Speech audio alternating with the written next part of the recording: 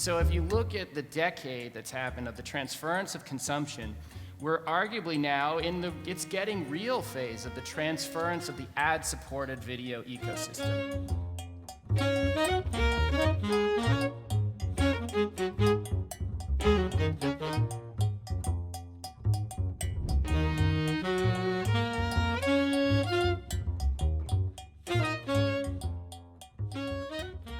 So let me kick it off, Kerry, by asking you kind of the existential financial question for what you all do.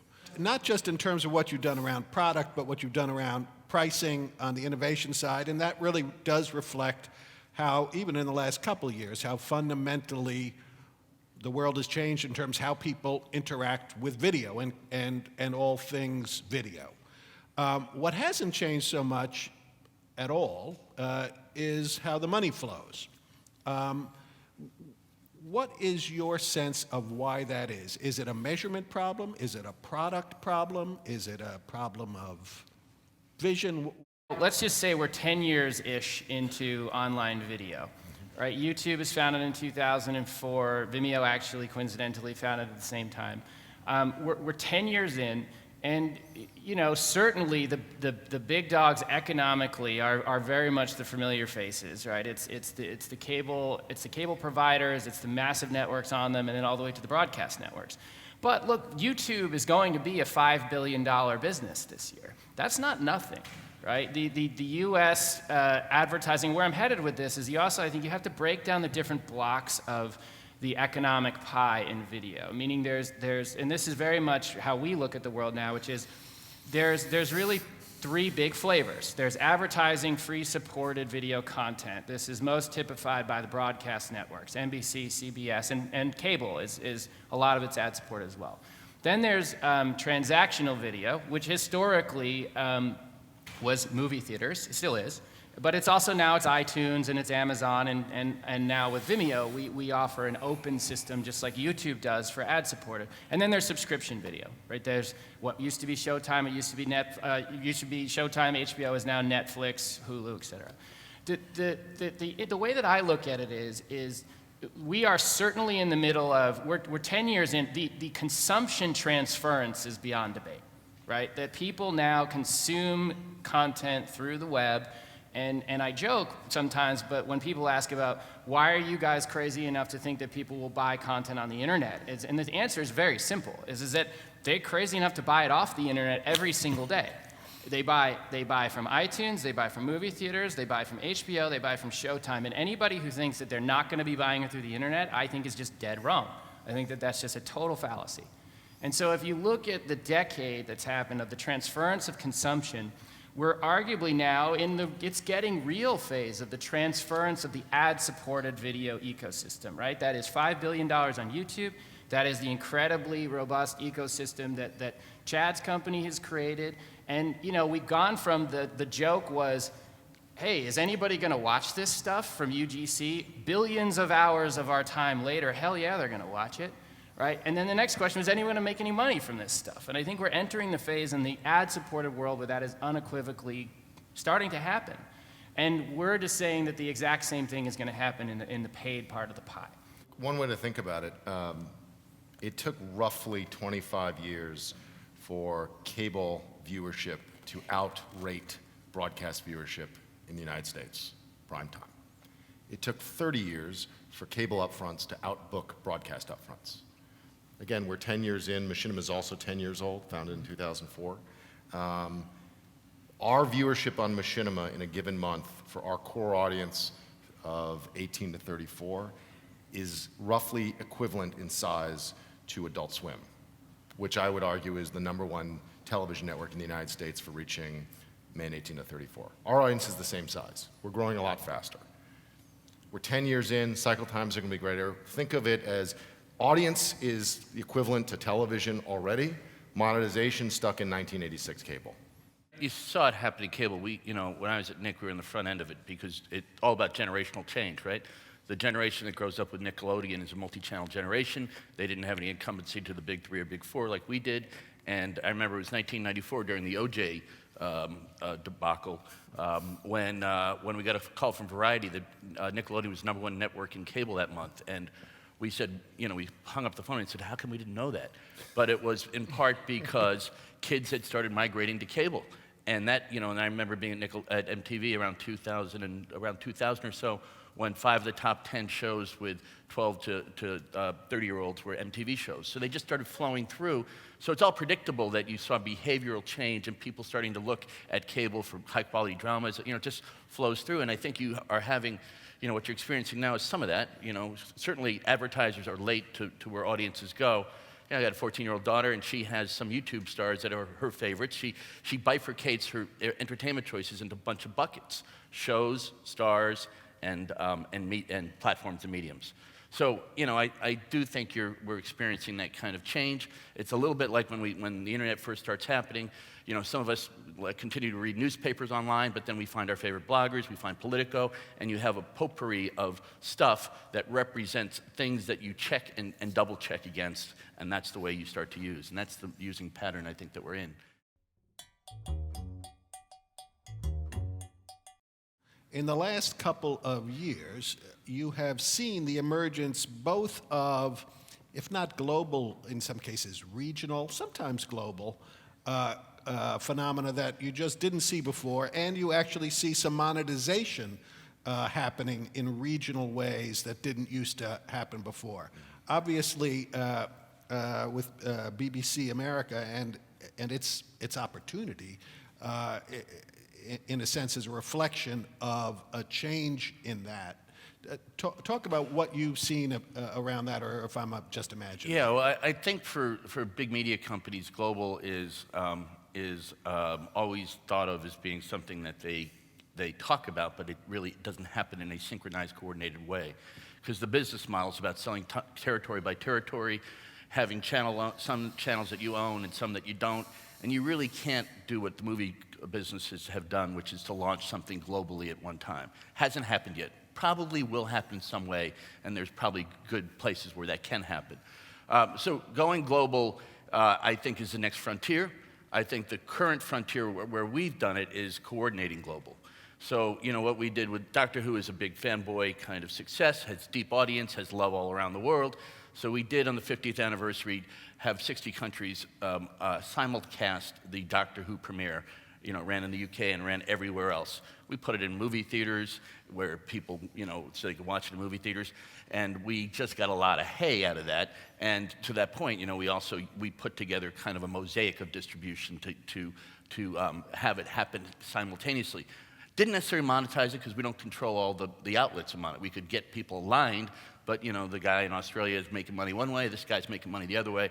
Ultimately, that's the challenge for big media company. Now you go to the YouTube platform or to your platform, you guys can make some stuff happen because you control the platform. And we actually did on the Doctor Who, we did a pre-show on YouTube that went out at 2:30 in the afternoon in America, went all around the world at the same time. We just did it again with Top Gear. We did like a Top Gear global conference before the launch of Top Gear.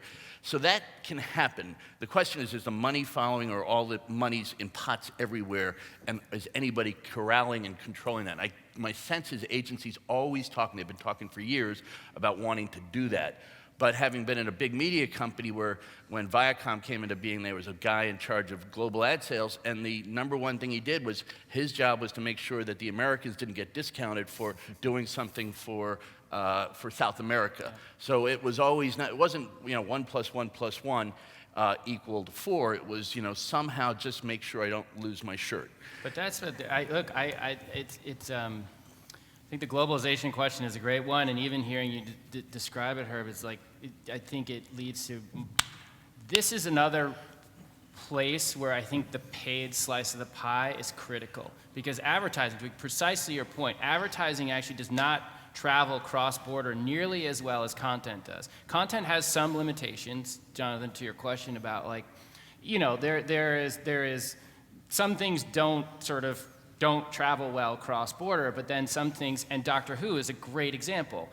And the interesting point is that Doctor Who, while it's like it's a cultural, it's a core cultural phenomenon in the UK and then maybe regionally, it probably, up until this point, doesn't necessarily cross the threshold, right, where a traditional television network even 10, 20 years ago would go get on a plane or get on the phone and negotiate a deal to actually distribute Doctor Who. But the fans were there, the fans are buying DVDs, the fans are seeking it out, right, sort of that pull side of the equation.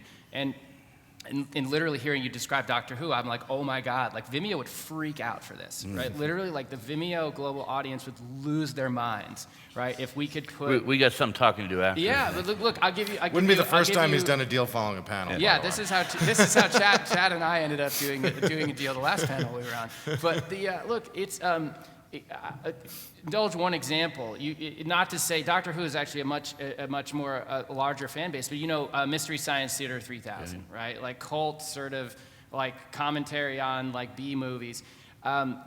Goes off air. We have all 88 cleared episodes on Vimeo available for a couple bucks a piece, or you can literally buy all of them for $300. It's the first time they've ever been assembled in one single place. The #1 selling SKU is buy all for $300, because these are like crazy fans who are just like, I want to own all of them. They have no idea when they're going to watch them all, but it's amazing. And so, like, taking that, like, it's the perfect type of content. The business model has to be paid because it goes cross-border, and you can take these passionate, we phrase it, look, passionate global audiences who are underserved by traditional outlets, now expect it to be global, they expect it to be on any device, they expect it to be in any language, any currency, anywhere in the world, and it's only really through true open digital platforms like a YouTube or a Vimeo for your ad model, for your paid model, where this type of windowing strategy can actually be implemented by even like the most, you know, precious and high value titles that you're right, like your Viacom, that people have historically taken a very defensive strategy around because they have to protect those core markets, as opposed to, hell, like we have people now where we can literally fence off any market that they've actually sold and be like, just turn the rest of the world on the internet. At Machinima, our median age of the viewer is just under 32, and our median household income is $82,000, which is insanely high for the population that we have. And the indices that we see on lots of different goods, products, and services are ones that I never even saw at Ovation. I mean, it's unbelievable how much money this core demo is spending. And so, one, the way we program today is very different at Machinima, which is that we look at the data, right? We have literally hundreds of millions, if not billions, of data points every single month. I mean, we have 3.8 billion video views alone. So we're talking about billions of data impressions, and we seek to see what's trending, what's working, and that informs some of our programming decisions. We also have a team of people that work with the top talent in our network and help them be better programmers, help them learn best practices, employ best practices to grow their viewership. And then we develop content based on what the audience is telling us that they would like to see and would like to watch. And we use techniques in the content and how we make the content to fit the primary social video platform. So it's a different way. The other thing is the scale is just vastly different. In cable, you know, at Ovation, we had maybe 800 unique hours of content a year. Maybe a big cable network, it's probably 3,000, 3,500 at most, ex live sports. We have 30,000 hours of new programming every single month, and it's growing. So just the scale that you're dealing with, you have to use technology to be able to actively program, and then the value of the audience is such that, you know, there's a lot of money chasing that audience. So. Listening to you talk about how you choose what goes on, it reminded me of kind of what happened with newspapers. I mean, if you go to any newsroom, they have up a big screen now, at least unless you really got your stick up your ass and you're like old school, that shows what's trending, what stories are hot. It's a competitive thing. Actual customer, although there are some people who still believe that customer feedback is evil because it stops you from being a pure journalist and just writing what you want to. But, you know, that's sort of gone by the wayside. The culture in traditional video companies is you work, you put on the show, you wait for the ratings, which come, you know, there's the overnights, and then you wait for the regular ratings. The idea of something as real time as you described is you know, in terms of the culture of the place. And then when you talk about using somebody like you as a distributor, the question of who owns the data, how do you package that data? Is there some, in terms of thinking about other ways you can monetize, are there analytics and tools that you can then sell back to? We don't sell it back, we give it back. As a way to- Yeah, anyone, when you use, whether you were the BBC or, you know, a part of Machinima's creative community or someone who just signs up for a Vimeo Pro account and starts selling, you get a dashboard that literally shows, here's how much you sold, here are all the countries it's sold in, right? You can offer a download for sale, you can offer a rental, you can track all of that differently. And it's pretty exciting. I mean, the other, what this really means, too, is this is windowing now for any level.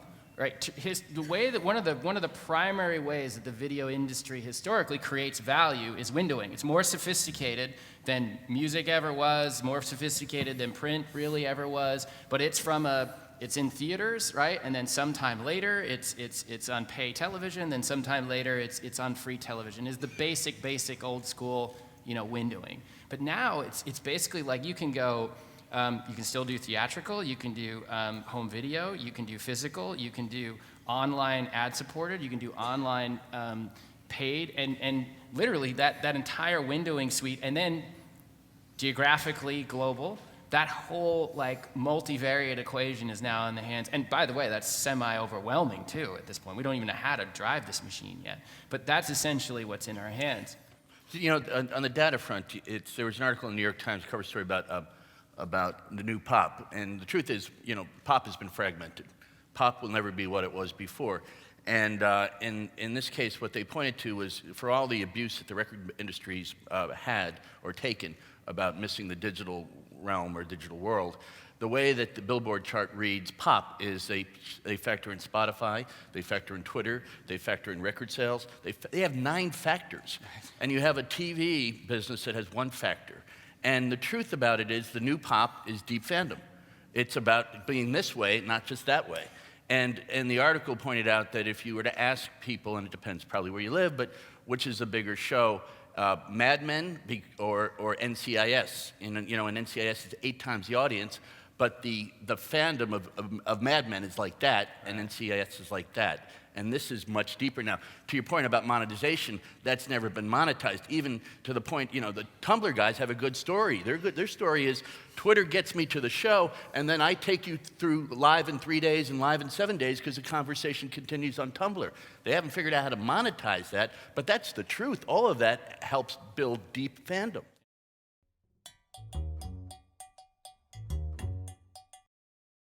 You know, everything always ends up finding a way to live side by side in some form. My father, when I first worked at the movie channel and Showtime, my father kept on asking me, are the movie theaters going out of business? You know, and that was the thing. And the truth was they always figure out a way where, especially in the entertainment business, where they're always looking at windows. You know, I think cable gets eroded over time. I mean, it's going to be eroded. And the nature, you know, we'll see what happens. I think you'll get big bundles, you'll get bits, and you'll get pieces. That's the future of the way people get television. Pieces, bits, and bundles. And some of the pieces may be coming from me directly to you. And some of the bits may be Charlie Ergen's Sling TV. You know, and then the bundles will be, and the cable operators are going to figure out how to play in all 3 of those spaces because they're going to have some skin in the game to keep it going. So I don't see that I think it'll erode. I think the top 30 cable networks are going to erode in ratings over the next 5 years. It'll be 1990 all over again, where the big 3 eroded. It's just going to happen because it's all becoming more like that in terms of a media landscape. But they'll be around, and truthfully, I think the timeline, if you know, in the cable business, a lot of cable operators are doing deals that are 5 to 10 years out, so they at least think they've got some runway in terms of preserving a model that they're deeply invested in, and so are the entertainment companies. Look, in a world of infinite choice, the curator is king, right? And the cable brands, the cable network brands are the most valuable brands in the entertainment business. The cable networks and the cable operators, which aren't even cable operators anymore, they're ISPs first and foremost. It's where the money is. Have done a great job of building these curation brands together, bit transport and programming. That's what the art of programming is. We're heavily invested in our Machinima brand. It has strong resonance with our viewership on a global basis. And we curate and help curate. Again, 30,000 hours of new content a month. There is absolutely a role for traditional video distributors to play in trying to access our audience and for us to play with them to help them do that and to help curate 30,000 hours a month and growing of content to push the best out and to help audiences find that best. But you also have the reverse happening, which is if OTT platforms come out or some smaller bundle, that having your content as part of that offering is valuable to you.